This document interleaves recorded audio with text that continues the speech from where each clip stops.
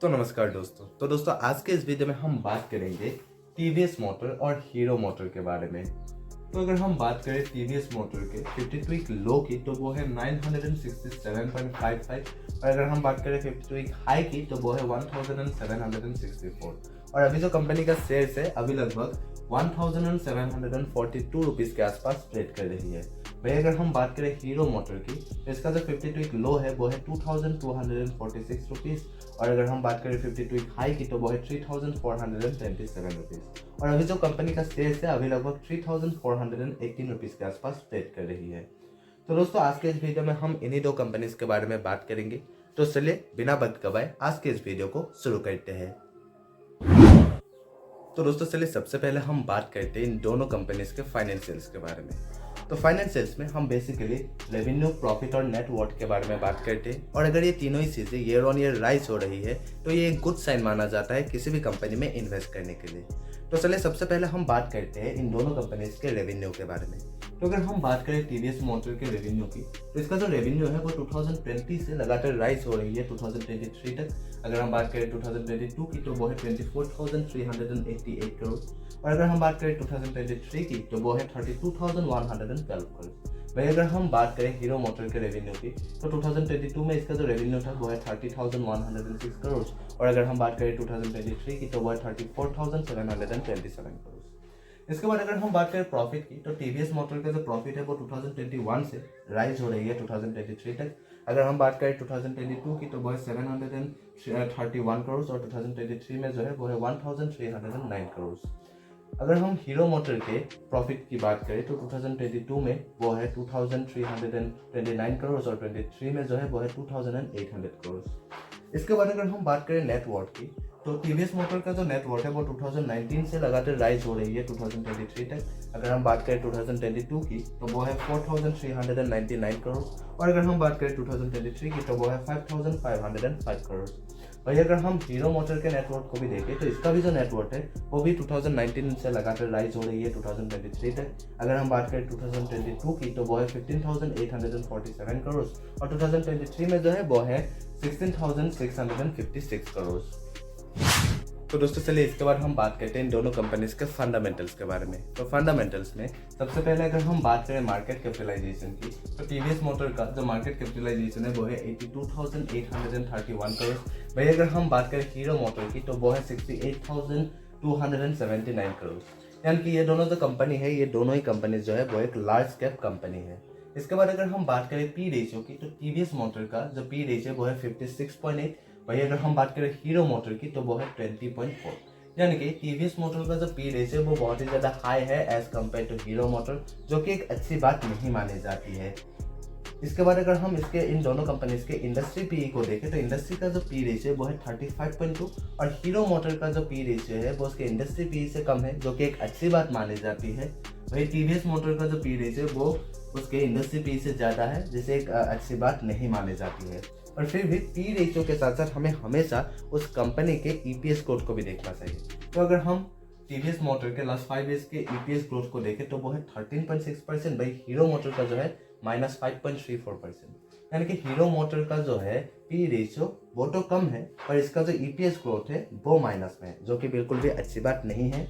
वही अगर हम टीवीएस मोटर की बात करें तो इसका पी रेशियो वो तो हाई है पर इसका जो ईपीएस ग्रोथ है वो प्लस में है 13.6%। यानी कि इसका जो ईपीएस ग्रोथ है वो बेहतर है as compare to Hero motor. इसके बाद हम बात करते हैं पैग रेशियो की। पैग रेशियो यानी कि price earning to growth ratio. तो टीवीएस मोटर का जो पैग रेशियो है वो है 4.18 और हीरो मोटर का जो है वो है -3.84। यानी कि टीवीएस मोटर का जो पैग रेशियो है वो 1 से ज़्यादा है। यानी कि इस कंपनी का जो शेयर प्राइस है वो उसके अर्निंग ग्रोथ के मुकाबले महंगा है, जिसे बिल्कुल भी अच्छी बात नहीं मानी जाती है। वही अगर हम बात करें हीरो मोटर की तो इसका जो पैग रेशियो है वो माइनस में है। यानी कि इसका जो पैग रेशियो वो 1 से कम है, क्योंकि इसका ये जो पैग रेशियो है वो अच्छी खासी है। तो इसका जो पैग रेशियो बिल्कुल भी अच्छी खासी नहीं है, क्योंकि इसका जो पैग रेशियो है वो माइनस में है। पैग रेशियो 1 से कम होना बेहतर माना जाता है पर माइनस में होना बिल्कुल भी अच्छी बात नहीं मानी जाती है, क्योंकि इस कंपनी का जो है पैग रेशियो वो माइनस में है, क्योंकि इसका जो ईपीएस है वो माइनस में है और ईपीएस और पेग रेशियो ये दोनों अगर माइनस में है तो इसे बिल्कुल भी अच्छी बात नहीं मानी जाती है। फिर इसके बाद अगर हम बात करें पीबी रेशियो की, यानी कि price to book value ratio की, तो टीवीएस मोटर का जो पीबी रेशियो वो है 13.1 और हीरो मोटर का जो है वो है 3.88।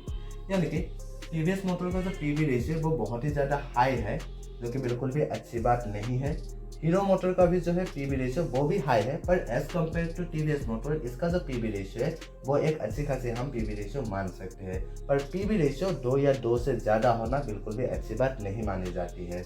इसके बाद हम बात करते हैं आरओई की, तो टीवीएस का जो आरओई है वो है 25.6% और हीरो मोटर का जो है वो है 16.7%। यानी कि आरओई के मामले में जो है टीवीएस मोटर वो थोड़ा सा बेहतर है as compare to Hero motor. वही अगर हम बात करें आरओसी यानी कि रिटर्न ऑन कैपिटल एम्प्लॉयड की, तो टीवीएस मोटर का जो आरओसी है वो है 13.2% और हीरो मोटर का जो है वो है 22.7%। यानी कि आरओसी के मामले में जो है हीरो मोटर वो बेहतर है as compare to TVS motor. इसके बाद अगर हम बात करें डिविडेंड यील्ड की, तो टीवीएस मोटर का जो डिविडेंड यील्ड है वो है 0.29% और हीरो मोटर का जो है वो है 2.93%। यानी कि डिविडेंड यील्ड के मामले में जो है हीरो मोटर वो थोड़ा सा बेहतर है as compare to TVS motor. दोस्तों चलिए इसके बाद हम बात करते हैं इन दोनों कंपनीज के डी रेशियो के बारे में। तो टीवीएस मोटर का जो डी रेशियो वो है 2.03 और हीरो मोटर का जो है वो है 0.04। यानी कि टीवीएस मोटर का जो डी रेशियो वो हीरो मोटर के मुकाबले ज़्यादा है, जो कि बिल्कुल भी अच्छी बात नहीं है। वही अगर हम करंट रेशियो की भी बात करें तो टीवीएस मोटर का जो करंट रेशियो वो है 1.04, हीरो मोटर का जो है वो है 1.50। यानी कि करंट रेशियो के मामले में जो है हीरो मोटर वो बेहतर है as compare to TVS motor. यहाँ पर अगर हम देखें तो हीरो मोटर का जो है डी रेशियो वो टीवीएस मोटर के मुकाबले कम है, साथ ही साथ इसका जो करंट रेशियो है वो टीवीएस मोटर के मुकाबले ज़्यादा है, जो कि बहुत ही अच्छी बात है। और अगर हम यहाँ पर देखें तो टीवीएस मोटर का जो है डी रेशियो वो हीरो मोटर से ज़्यादा है और करंट रेशियो जो है वो हीरो मोटर से कम है, जो कि बिल्कुल भी अच्छी बात नहीं है। करंट रेशियो अगर 1 से ज़्यादा है तो इसका मतलब ये है कि वो जो कंपनी है उसके पास जो है करंट एसेट ज़्यादा है as compare to current liabilities. इसके बाद हम बात करते हैं सेल्स ग्रोथ की, तो लास्ट 5 ईयर्स के सेल्स ग्रोथ की अगर हम बात करें टीवीएस मोटर की तो वो है 14.4% और हीरो मोटर का जो है वो है 1.03%। यानी कि लास्ट 5 ईयर्स के सेल्स ग्रोथ के मामले में जो है टीवीएस मोटर वो बेहतर है as compare to Hero motor. वही अगर हम लास्ट 3 ईयर्स के सेल्स ग्रोथ की बात करें तो टीवीएस मोटर का जो है वो है 19.3% और हीरो मोटर का जो है वो है 5.30%। यानी कि लास्ट 3 ईयर्स के सेल्स ग्रोथ के मामले में भी जो है टीवीएस मोटर वो बेहतर है as compare to Hero motor. इसके बाद हम बात करते हैं प्रॉफिट ग्रोथ की, तो टीवीएस मोटर का जो प्रॉफिट ग्रोथ है वो है 23.1% और हीरो मोटर का जो है वो है 29.6%। यानी कि प्रॉफिट ग्रोथ के मामले में जो है हीरो मोटर वो थोड़ा सा बेहतर है as compare to TVS motor. फिर अगर हम बात करें प्रोमोटर होल्डिंग्स की, तो टीवीएस मोटर के जो प्रोमोटर्स है उनके पास 50.3% का शेयर है और हीरो मोटर के जो है वो है 34.8% शेयर है। यानी कि टीवीएस मोटर का जो प्रोमोटर होल्डिंग्स वो एक अच्छी खासी प्रोमोटर होल्डिंग्स है, पर हीरो मोटर का जो प्रोमोटर होल्डिंग्स है वो थोड़ा सा खराब मानी जा सकती है, क्योंकि अगर किसी कंपनी के जो है प्रोमोटर्स के पास 45% से भी कम शेयर्स मौजूद है तो ऐसे कंपनीज में इन्वेस्ट करना इतना भी सेफ नहीं माना जाता है। इसके बाद हम बात करते हैं बुक वैल्यू की, तो टीवीएस मोटर का जो बुक वैल्यू है वो है 133 और हीरो मोटर का जो है वो है 884। यहाँ पर हम अगर देखें तो कंपनी टीवीएस जो है इसका जो बुक वैल्यू है वो है 133 और इस कंपनी का जो शेयर प्राइस है वो लगभग 1700 रुपीज़ के आसपास ट्रेड कर रही है और इसीलिए इसका जो है टीवीएस मोटर कंपनी का जो है पीबी रेशियो वो बहुत ही ज़्यादा हाई था, जो कि हमने पहले डिस्कस कर लिया है।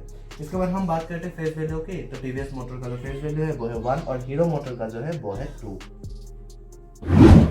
तो दोस्तों आज के लिए बस इतना ही, और अगर आपको ये वीडियो पसंद आया तो प्लीज़ लाइक करिए और अगर आप इस चैनल पर नए हैं तो प्लीज़ सब्सक्राइब भी कर दीजिए और अगर आप मुझे इंस्टाग्राम में फॉलो करना चाहते हैं तो लिंक डिस्क्रिप्शन में दिया गया है। और हाँ, ये जो वीडियो है ये सिर्फ एजुकेशनल पर्पज़ के लिए बनाया गया है और किसी भी स्टॉक्स में इन्वेस्ट करने से पहले खुद से रिसर्च जरूर करिएगा।